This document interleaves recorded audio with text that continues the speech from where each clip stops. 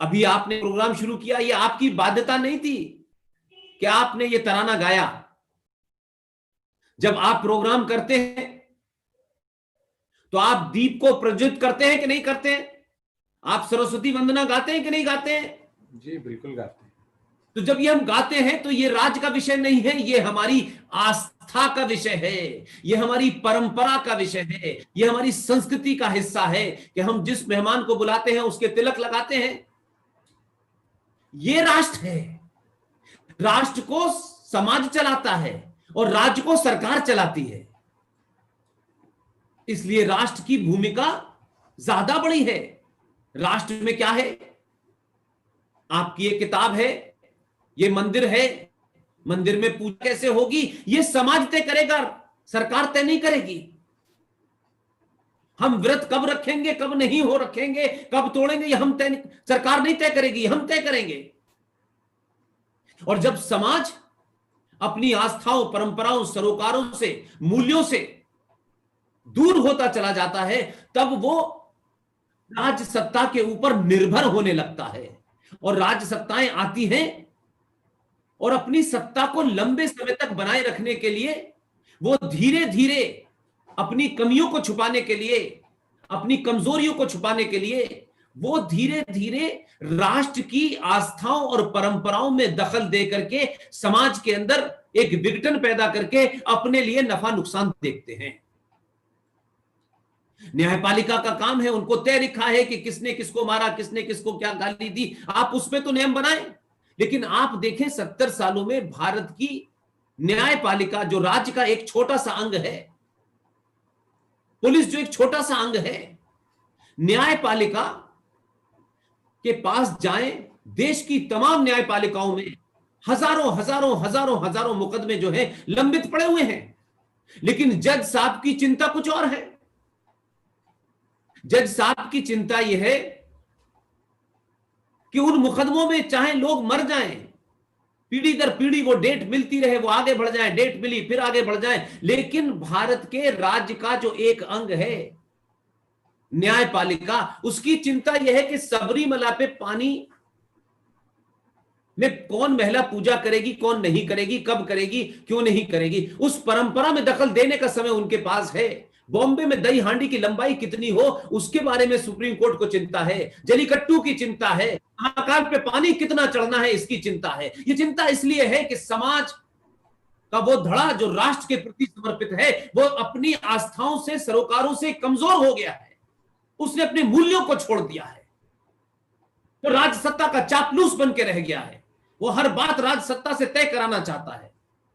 इसलिए राज्य सत्ता आज आपके बेडरूम तक चली गई है और हम हर छोटी छोटी बात में एक कानून की लड़ाई लड़ते हैं, उसे जीतते हैं तो उसे राष्ट्र की जीत समझते हैं। हमने आज तक भारत राष्ट्र को बचाने की लड़ाई नहीं लड़ी, हमने भारत देश को बचाने की लड़ाई लड़ी। भारत देश एक जमीन का टुकड़ा है, उसकी सेना है। भारत देश के बारे में जब आप बात करेंगे तो यह भारत देश क्या है, इसकी सीमाएं हैं, इस पे फौजें लगी हुई हैं, इसके अंदर नियम कानून बनाने के लिए पुलिस है, इसमें पढ़ाई करने के लिए यूजीसी बना हुआ है और दूसरे बोर्ड बने हुए हैं। लेकिन राष्ट्र क्या है? राष्ट्र किसी परिधि में नहीं बना होता। जो अमेरिका में है, जो इंग्लैंड में भारतीय है, उसकी आस्थाएं और आपकी आस्थाएं अगर एक हैं, वो भी राष्ट्र के लिए काम कर रहा है, वो भी राष्ट्र की परंपराओं को बचा रहा है। देश उसको इसलिए नहीं जानते कि भारत में किसकी सरकार है, उसकी पूजा पद्धति, उसकी संस्कृति, उसके पहनावे से वो कहता है ये भारत राष्ट्र के लोग हैं। इसलिए हमने धीरे धीरे धीरे धीरे धीरे राज्य सत्ताओं की कमजोरियों के साथ मिलकर के इतना कमजोर राष्ट्र को कर दिया है कि आज राष्ट्र को बचाने के लिए कभी हमने ये नहीं सोचा कि 370 क्यों लगी थी, 35 पे क्यों आई थी, हमने इसकी बात ही नहीं की। और किसी राज्य सत्ता ने अपनी राज्य सत्ता को लंबे समय तक बनाए रखने के लिए राष्ट्र को दांव पे लगा दिया। इसलिए वो महत्वपूर्ण थी। धाराएं तो इस देश में बहुत सारी हैं, उन पे बात हो सकती है। अगर हम राष्ट्रवादी चैतन्य होते, चौकन्ने होते,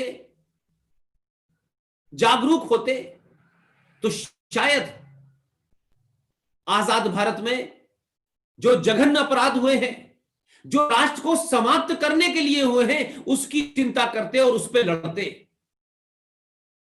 हमारी सारी ताकत इस बात पे लगी हुई है कि सरकार ने इनकम टैक्स में कितनी छूट दी। जीएसटी का कानून बना नहीं बना, यह कानून नहीं था तब भी देश चल रहा था। यह कानून आएगा तो और चलेगा, कुछ इसमें छोटा कम बढ़ जाएगा, लेकिन यह तत्कालिक है। मैं उसमें इंटरेस्टेड नहीं हूं, उसकी लड़ाई लड़नी चाहिए, वो सिर्फ उतना ही मसला है। लेकिन सब कुछ हमारी ताकत उसी के लिए लग रही है, उसी को प्राप्त करने के लिए लग रही है। यही हमारी तकलीफ है। इसलिए मैं कहता हूं कि धारा 370 और 35 नहीं हटी। मैं हर अपनी मीटिंग में कहता हूं, इसे कुछ लोग धारा समझते हैं, वो टेक्निकल रूप में धारा हो सकती है, लेकिन मेरे लिए वो धारा नहीं थी। मैंने कुछ उससे खोने पाने के लिए उस पर मुहिम नहीं चलाई थी।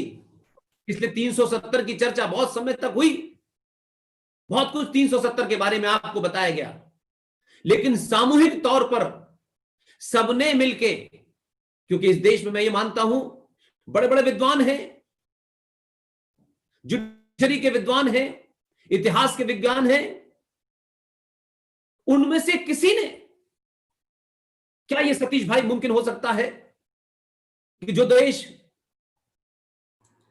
दिल्ली के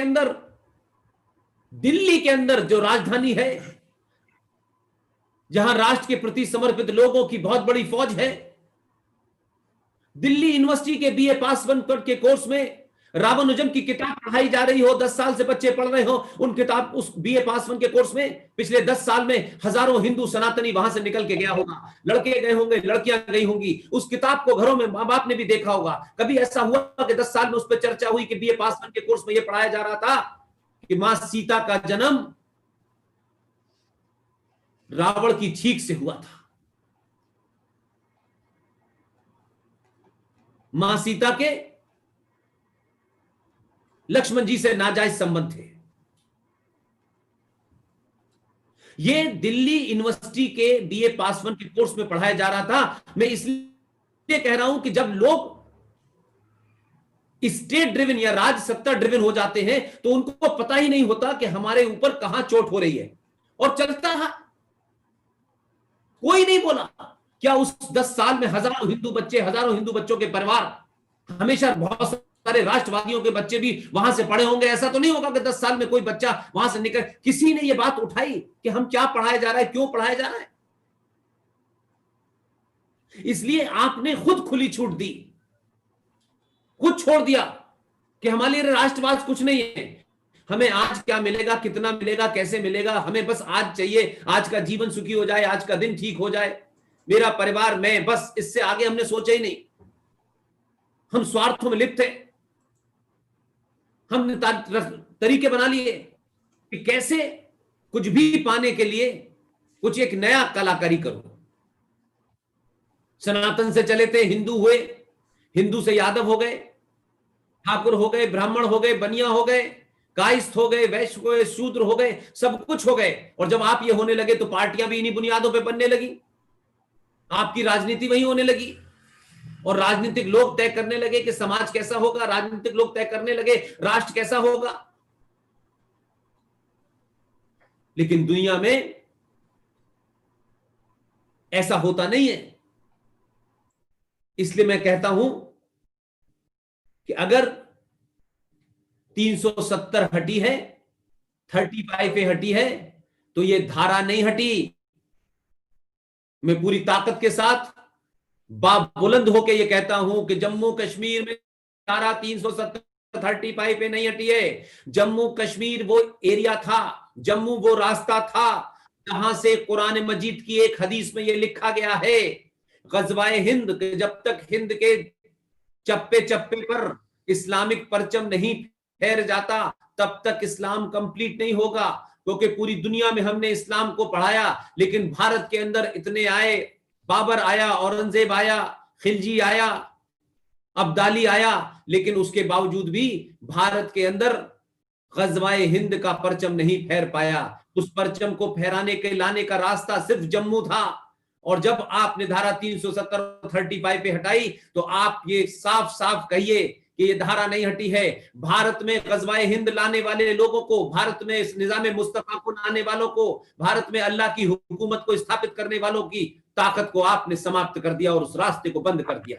इसलिए धारा 370 से चंद लोग दिल्ली कश्मीर जाकर के जमीन खरीद सकते हैं। बहुत सारे दलितों के साथ जो अन्याय हो रहा था वो अन्याय समाप्त हो सकता है, लेकिन ये तत्कालिक है।